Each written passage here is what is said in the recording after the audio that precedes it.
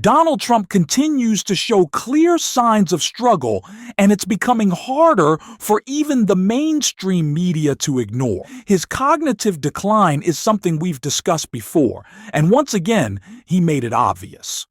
This time, during a White House dinner, Trump went off on a strange, rambling speech where he stumbled over his words, spoke incoherently, and even admitted he's been preoccupied with concerns about his own health. We'll break it all down. But first, if you're finding this coverage valuable, don't forget to hit the like button, and if you haven't already, subscribe to the channel. It really helps support our work. Now, before we show you that clip, where the room fell completely silent as Trump drifted off into his rant, we need to look at one of the reasons behind his anger and erratic behavior: the disastrous new jobs numbers. Jessica Tarlov broke those down right here. The residents want it. The residents want it. There's on Kendall Reed, who's a gun violence mediator in South Side of Chicago. We need mental health resources, job opportunities to stop school closures. Send those people in. Don't send the military in. Donald Trump has been cutting budgets for mental health. And as far as the job opportunities, I'm sure you saw the jobs number this morning. A big disappointment. Even Kevin Hass admitted it. Only added 22,000 jobs in August, expected 75K. We had a downward revision for June to minus 13,000. Haven't had that since December. This is called a red herring. Literally, no, it's the Chiron not. talks about crime and you pivot to jobs.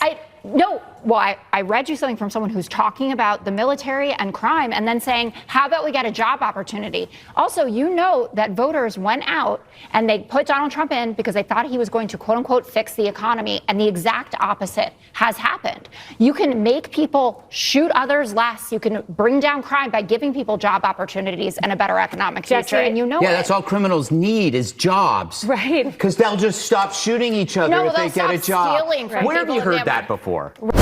No matter how loyal someone is to the MAGA movement, they can't deny the facts. And those facts are now being overseen by Trump's own appointees. Of course, Trump will likely claim the numbers aren't real, or try to shift the blame onto Joe Biden. But the truth is unavoidable. Donald Trump himself is responsible for tanking the very economy he promised to protect. He ran on affordability as his core issue, and every time he talked about affordability, he tied it to tariffs. Those two ideas became inseparable under his platform, but tariffs haven't lowered costs. They've raised them. People across the country feel that reality every single day, and they know exactly why prices have gone up.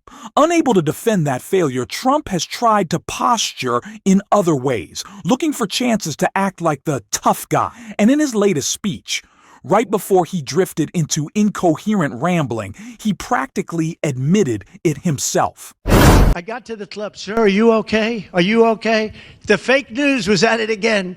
But because I missed one day of press conferences, so today I gave them about a 3-hour press conferences on changing the name of the Department of Defense to the Department of War.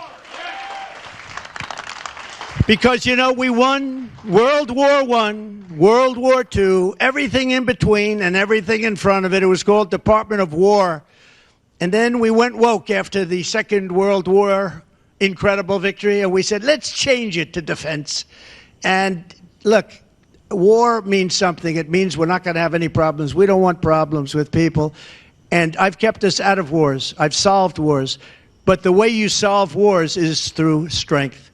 And that's what we are. We make the best equipment in the world. We have the best soldiers. We have the most powerful military anywhere in the world.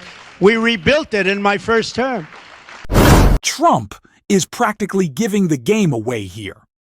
At the start of that clip, he openly admits that people have been talking about his health, so much so that he felt the need to hold a press conference where he went as far as renaming the Department of Defense the Department of War. What does that tell us? It shows he's so preoccupied with how he's perceived, down to every bruise and stumble, that he's reshaping government messaging just to serve his own image. I don't like to call things a distraction, but let's be honest. Almost every move from the Trump administration functions like political theater. And the irony is, Trump himself struggles to deliver the performance. He doesn't know the script, he doesn't hit the cues, and even the optics, the stagecraft, the presentation fall flat. Which brings us to this bizarre remark he made, one that still makes absolutely no sense. So, getting back to why you got invited. So, I'd get a call from the speaker, and it'd say, sir, we have 16 hard no's. It's 4 o'clock in the morning, and we have one of many bills, because this happened many times, and it tended to be the same 16, 18, 19 people all the time. 4 o'clock, 5 o'clock in the morning, I call them. I said, Jim, how you doing, Jim? Everything okay? Yes, sir. It's 5 o'clock in the morning. How are you voting for us, Jim? Well, what do you think, sir? Tell me, what should I do, sir? And he broke my ass. And they had about 16 others. That doesn't mean we don't like them. Trump went on another confusing rant at 5 in the morning, and even his own story didn't add up. But in the middle of that ramble, he admitted something important. He's struggling to get Republicans on board with his agenda, especially when it comes to blocking the release of the Epstein files. Democrats are united in wanting transparency, and a few Republicans have joined them, but most are still protecting Trump. The problem for him is that every day he gets weaker, in court, in public opinion, and even within his own party. Ari Melber broke that down perfectly, and here's a look. Watching what are clearly flashing red warning signs in this economy as managed by President Trump, who famously ran on the economy, on jobs and prices and people's well-being. He's been doing a lot of other things with his agenda, with his priorities, but that, of course, was a big part of the campaign last year. And now the fears are that there could be a downturn, that Republicans don't want to ride bad jobs numbers and high prices into what are going to be midterms now just over a year away. And the issue here is facts. We have all watched our politics and propaganda turn more and more on what we might charitably call something other than reality. And yet certain realities, especially when it comes to people's livelihoods, their jobs, whether they have money in the bank and money coming in from an employer, that can't just be propagandized or podcasted away. And that brings us to the top story right now, the brutal new jobs report that shows hiring stalling out in America. Only about 20,000 jobs added. That is basically a small number, and is also, and this is important in how this economic stuff tends to work, a lot lower than what was expected. So you can see universal headlines there, warning signs, slowdown. It's the first jobs report as well since the reality issue came up on jobs. Donald Trump has been caught lying more than any other modern politician. Washington Post actually kept account for many years. It's not a criticism, it's a fact that he lies all the time.